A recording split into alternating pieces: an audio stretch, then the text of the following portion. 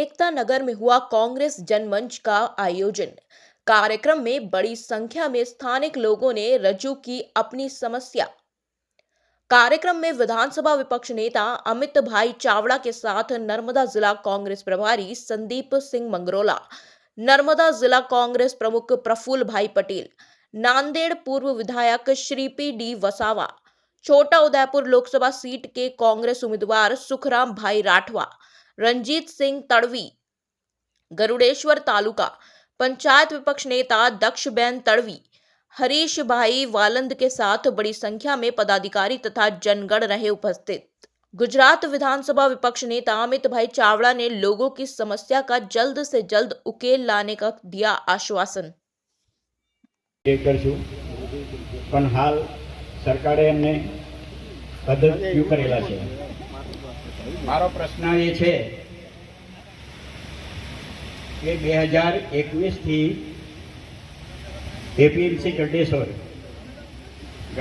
में 1 करोड़ ने 1 लाख रुपया सरकारे मंजूर करेला छे अने ए रुपया एटला माटे मंजूर करेला छे त्यां खेडूत भवन बनावीने खेडूतोने लाभ मळे એટલા માટે આ પૈસા મંજૂર કરેલા હતા અને એ પૈસા રૂપિયા મંજૂર કરેલા હતા એ પૈસા લાવીને એપીએમસીના ચેરમેન અને સહકાર વિભાગના 2-3 કર્મચારીઓ છે એમની મદદથી આ લોકોએ ત્યાં એક વીઆઈપી હોટલ બનાવી દીધી છે। હવે એની મને ખબર પડી કે અહીંયા હોટલનું બોર્ડ વાગી ગયેલું હતું સાહેબ। મેં કીધું અહીંયા આ હોટલનું ઉદ્ઘાટન કરવાનું છે, કોઈક મંત્રીને બોલાવી નહીં એમ હું વિચારતો હતો અને ત્યાં જોયું તો હોટલનું બોર્ડ હતું। પછી મેં જિલ્લા રજિસ્ટ્રારને ફરિયાદ કરી સાહેબ 14/9/2021 21 તારીખે। ત્યાર પછી જિલ્લા રજિસ્ટ્રારે એની તપાસ કરી, તપાસનો અહેવાલ सरकार में एमणे मोकल्यो, एनी भी नकल मारी पासे छे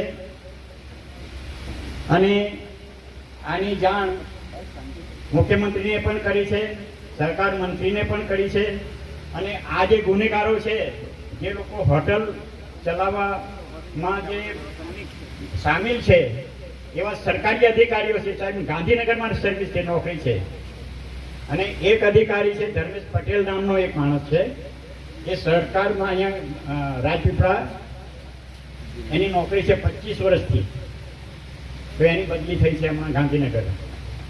एणे आ होटल भाड़े राखी थी अने गांधीनगर सहकार विभाग में एक एचएन पटेल करीने नाम छे, मोटो माणस छे, ए पण आमां भागीदारी हतो अने कलेक्टर कचेरीनो एक कर्मचारी ए पण आमां एनो छोकरो एमां भागीदारी हतो।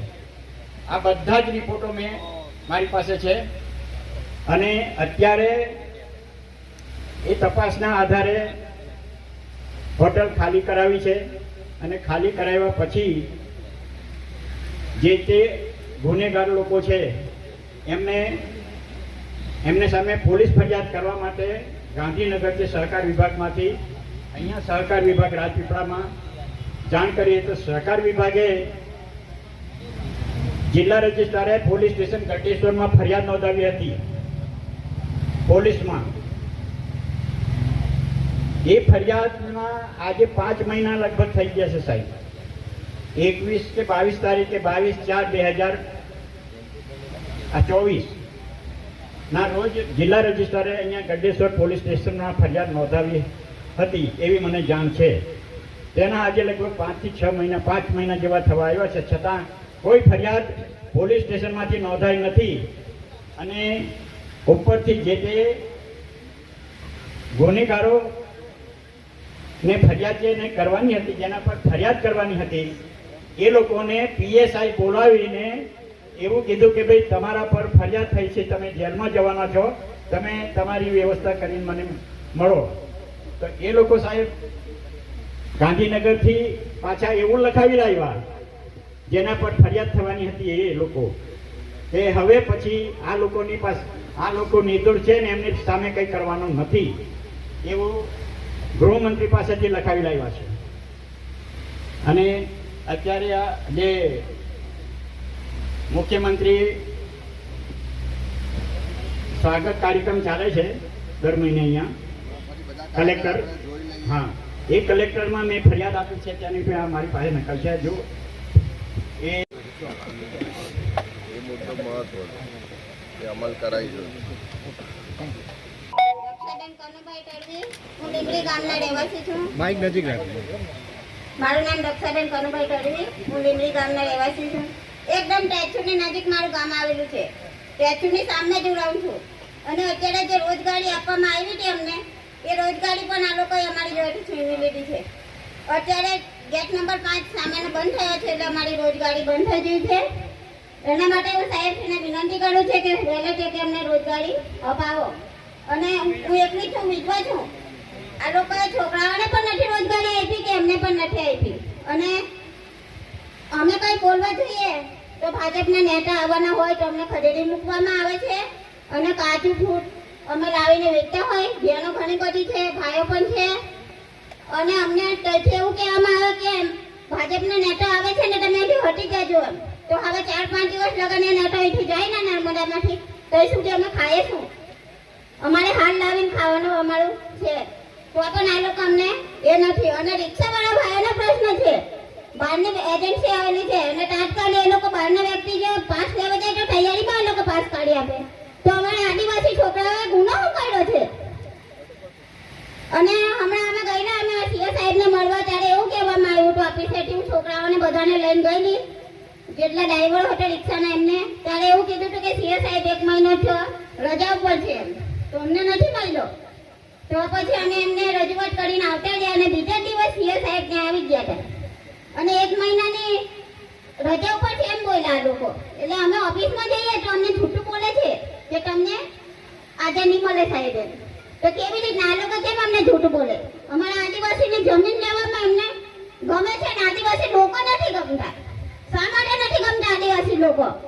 અને ટેક્સમાં નોકરી કરતા માણસોને આમ આદમી પાર્ટીમાં ફળો છે તમે એમ કરીને છોકરાઓને રોજગારીમાંથી કાઢી મૂક્યા છે. 17 તારીખે મારા પાસે આવ્યા હતા ગોળા ગામના કનુભાઈ ને એ લોકો બધા આવ્યા હતા. મને કે બેન અમને અંદર લઈ જાઓ. તો અમે ગયા ત્યારે કે તમારી જગ્યા નથી એમ. તો એ લોકો રોજગારીમાં હતા, એમની જગ્યા જઈ ગઈ. અને બીજો પ્રશ્ન, અમારે સમસાનમાં જવા ગામમાં જે બી કંઈ કોઈનું મરણ થાય તો અમારે ઓફિસમાં જઈને રજૂઆત કરવું પડે પહેલું કે અમારા ગામમાં આ બીના બની છે, અમને રસ્તો ખોલી આપો. ત્યારે આ લોકો રસ્તો ખોલી આપે. તો હવે અમારે જવું ક્યાં? એટલે તમે હું રોજગારી ધંધો કરી હતી પણ અત્યાર સુધી અમારો જે ધંધો હતો આ લોકોએ અમારી તમે પેલો 5 નંબરનો ગેટ બંધ કરી દીધો એને લીધે ધંધો એ બંધ થઈ ગયો અમારે અને સ્મશાન વાળા માટે એક અલગથી છે ને ગામ વાળાની સહીઓ કરીને કાગળ મોકલજો એટલે એનો કંઈક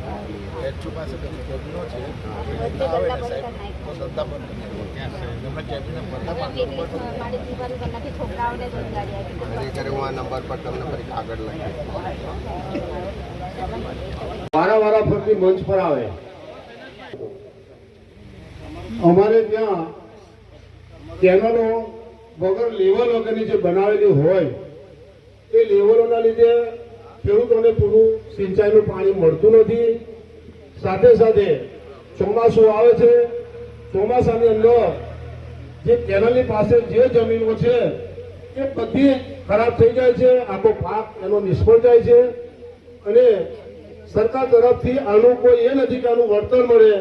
એટલે સાહેબને આપણે વિનંતી છે કે ખરેખર ખેડૂતને નુકસાન પૂરું આવવાથી તો થાય છે, પણ સાથે સાથે પાણીના લીધે જે ગામડા દરેક ગામડા એવા મોટા ભાગે છે કે જેનો કપાસ આખો ફેલ ગયો છે, તો ખરેખર એમને બી વળતર મળવું જોઈએ, એ મારી વિનંતી છે. ભ્રષ્ટાચાર છે કે 3 મહિના પછી બનેલો રોડ નવો હોય એ પણ હમણાં તમે જુઓ મોટા ખાડા પડે છે. એ ખાડાઓના લીધે મોટા ભાગે એક્સિડન્ટ થાય છે. અમારા ગઢેશ્વર ને હમણાં તિલ્લાપાડામાં મોટા ભાગના 6 થી 7 એક્સિડન્ટ એવા થયા છે જે ખાડાઓના લીધે થયા છે. એટલે વહેલી તકે એ રોડ કમ્પ્લીટ થઈ જાય એ ફરિયાદ છે. સાથે સાથે સ્ટેચ્યુને જોડતો મેન રોડ જે બરોડા થી એકતાનગર કેવડિયા, બીજું આપણે અંકલેશ્વરથી એ પણ તમે જોયો હશે કેટલો ખરાબ રોડ છે. એ રોડના કારણે બી કેટલું નુકસાન થઈ રહ્યું છે, કેટલા એક્સિડન્ટ થાય છે. એટલે આ મારા બે પ્રશ્નો મુખ્ય છે, એમાં પ્રશ્નો ધ્યાન આપજો અને એને નોંધજો. મંચના માધ્યમથી વિધાનસભા સુધી અને સરકાર સુધી આ પ્રશ્નોને વાચા આપવા માટેનો સમગ્ર ગુજરાતની અંદર પ્રવાસ કરી અને પ્રયત્ન કરી રહેલા છે. એના ભાગરૂપે આજે નર્મદા જિલ્લાના ગરુડેશ્વર ખાતે વિધાનસભા વિપક્ષના નેતા મુરબ્બી શ્રી અમિતભાઈના માર્ગદર્શન હેઠળ અહીંયા આ કાર્યક્રમનું આયોજન થયેલું છે અને એની અંદર માત્ર કોંગ્રેસના જ કાર્યકરો નહીં પણ સામાન્ય અરજદારો પણ અહીંયા ઉપસ્થિત છે. એ સૌનું પણ અહીંયા સ્વાગત છે અને આ વિસ્તારના જે પ્રાણ પ્રશ્નો છે, જે રજૂઆતો તમે લઈને આવ્યા છે, એ બિલકુલ નિડરતાથી તમે આ મંચ ઉપરથી કરો. તેઓ પણ એમની વિનંતી કે તેઓ જલ્દી જલ્દ એમની જગ્યા મેળવી લે. ટૂંક સમયની અંદર આપણે કાર્યક્રમને વેગ આપવા જઈશું. ગઢેશ્વર તાલુમ એટલે પ્રજાનો એક અવાજ સાંભળવા આપણી વચ્ચે આપણા આદરણીય ગુજરાત પ્રદેશ કોંગ્રેસ સમિતિના વિધાનસભાના વિરોધ પક્ષના નેતા એવા અમિતભાઈ ચાવડા સાહેબ તેમજ એમની વિધાનસભાના પૂર્વ વિપક્ષ નેતા એવા સુખરામભાઈ રાઠવા સાહેબ, પ્રભારી સંદીપભાઈ માંગરોલાજી, સમિતિના પ્રમુખ પ્રફુલભાઈ અને તમામ તાલુકાના સાગબારાથી પધારેલા તાલુકા કોંગ્રેસના નેતૃત્વમાં અને જેમના માર્ગદર્શનથી આ કાર્યક્રમની આજે આપણે આ નિહાળી રહ્યા છે એવા ગુજરાત પ્રદેશ કોંગ્રેસ સમિતિનો એવા રણજીતભાઈ તેમજ તાલુકા કોંગ્રેસ સમિતિના પ્રમુખભાઈ શ્રી શૈલેષભાઈ ખરી જહેમત કરી અને આ જનમંચ કાર્યક્રમનો જો અને આ સરકાર આપણી સાથે એટલી બધી કિન્નાખોરી જહેમત કરી અને આ કાર્યક્રમને વેગ આપ્યો છે. ટૂંક સમયની અંદર